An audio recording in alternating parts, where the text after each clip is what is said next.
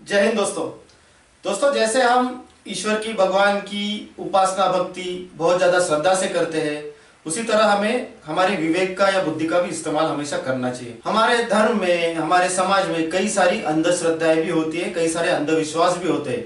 हमें उन अंधश्रद्धाओं को भी दूर करना चाहिए, उनका निर्मूलन करना चाहिए।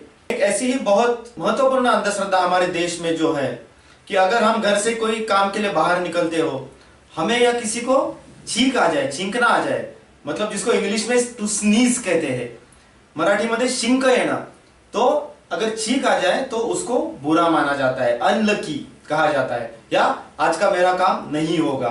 कुछ लोग क्या करते हैं, नाक पकड़ के रखते हैं, ये तो बड़े हंसी वाली बात है, और छींकना है ऐसा प्रयत्न करते हैं। कुछ लोग घर में रुक जाते हैं, कुछ लोग मैंने देखा है वहां पे पानी डालते हैं। खास करके इस चीज को अशुभ माना जाता है जब आप घर के दहलीज पे हो, जिसको मराठी में उंबरठा कहते हैं, मतलब घर से जस्ट निकल रहे हो और आपको या किसी को छींक आ जाए तो उसको अशुभ माना जाता है।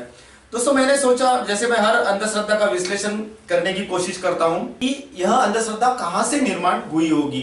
पुराने जमाने में उस वक्त क्या हमको इतनी जानकारी थी कि जब आप छींकते हैं तो कोई बैक्टीरियल वायरल इन्फेक्शन भी स्प्रेड होता है, तो आज जैसे हम लोग रुमाल का इस्तेमाल करते हैं। दूसरी बात, घर से निकलते वक्त अगर मतलब घर के दहलीज पे हो तो उस वक्त जो दरवाजे होते थे वो छोटे होते थे, आपने देखा होगा पुराने घरों के 100 साल 200 साल पहले। तो अगर आपको उस वक्त छींक आ जाए तो आपका सर टकरा जाए और आपको इंजुरी हो जाएगी, ईजा हो जाएगी, ये एक बात हो सकती है। तीसरी एक मतलब अंधश्रद्धा में और एक अंधश्रद्धा ऐसी थी कि कहते थे हर इंसान के अंदर एक अच्छी शक्ति होती है और बुरी शक्ति होती है। तो जब आप अच्छे काम के लिए निकलते हो तो वो बुरी शक्ति जागृत होती है, उसको जेलसी होती है और आपको रोकने की कोशिश करती है, इसलिए छींक आती। वो तो खरा बकवास है, लेकिन यह अंधश्रद्धा कहां से आई इस बात को हम नहीं जान सकते। लेकिन मेडिकल साइंस के हिसाब से हमको थोड़ा समझना चाहिए, व्हाई डू वी स्नीज, शिंक या छींक हमें क्यों आती है। हमारे नाक में कुछ एलर्जिक रिएक्शन होती है, या तो हमें सर्दी होती है, कोल्ड हो जाती है, या हम कहीं धूप में जाए, कहीं ठंड हवा लग जाए, कहीं किसी टाइप का सेंट होता है ना, सुवास हो या हमारे नाक में जाए, कोई पार्टिकल्स और डस्ट हो जाए।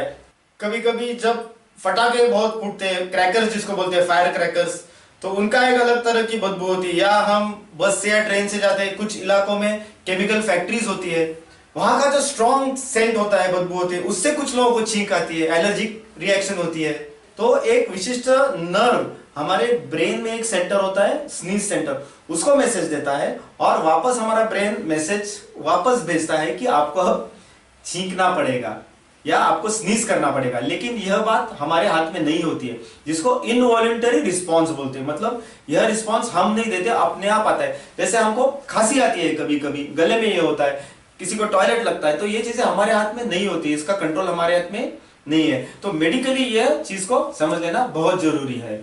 तो फिर अगर इसके पीछे विज्ञान है, तो फिर जो लोग इस चीज श्रद्धा को मानते हैं, उन्होंने अपने आप को 2-3 सवाल पूछने चाहिए कि व्हाई एंड हाउ। व्हाई मतलब मेरा काम क्यों नहीं होगा, हाउ मेरा काम कैसे नहीं होगा। अगर आप खुद को या जो आपको बताने वाला है उसको ये सवाल बार बार पूछोगे, आपके माइंड को ट्रेन करोगे, तो आपका इस अंधश्रद्धा से डर निकल जाएगा। और जिनको डर लगता है वो अपने भगवान का नाम ले, आपके इष्ट का, देवत का नाम ले अपने, और आपके काम पे निकल जाए। तो आपका एक महत्वपूर्ण चीज, आपके अड़ोस पड़ोस में, रिश्ते में ऐसे कुछ लोग हो सकते हैं जो आपसे जलते भी हो, आपका अच्छा उनसे देखा नहीं जाता। तो हो सकता है जानबूझ के आप किसी काम पे निकल रहे हो, आपके घर में हो, और वो भी जानबूझ के छींक दे, तो फिर आपके मन में डर बैठ जाएगा। एक मैं कहता हूं रिकॉर्ड रखिए, कितने बार ऐसे मेरी जिंदगी में हुआ है कि कोई छींका है, या मुझे खुद छींक आई दरवाजे के दहलीज पे और मेरा काम नहीं हुआ। तो आपको रैशनली साइंटिफिक माइंड आपका जब यूज करोगे तो पता चलेगा ऐसा कुछ होता नहीं है। इन सब चीजों से हमारे जो कर्तृत्व है, हमारा काम होना ना होना का, इस छींकने से कुछ भी परिणाम नहीं होता है। इसलिए आप इस अंधश्रद्धा को बिल्कुल मत मानिए। धन्यवाद दोस्तों।